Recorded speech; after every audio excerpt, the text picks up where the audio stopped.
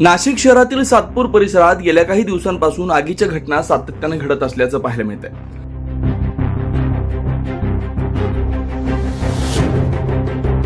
Ambad link रोडवरील नुरी मस्जिद शेजारी असलेल्या एका कपड्याच्या भंगार गोदामाला आग लागल्याची घटना काल सायंकाळच्या सुमारास घडली.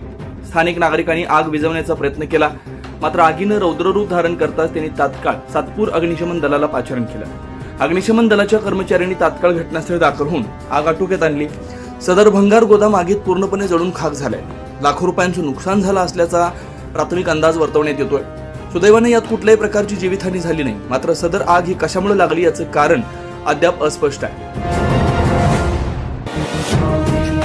9 न्यूज महाराष्ट्रासाठी प्रतिनिधी ज्ञानेश्वर आंधळे, नाशिक.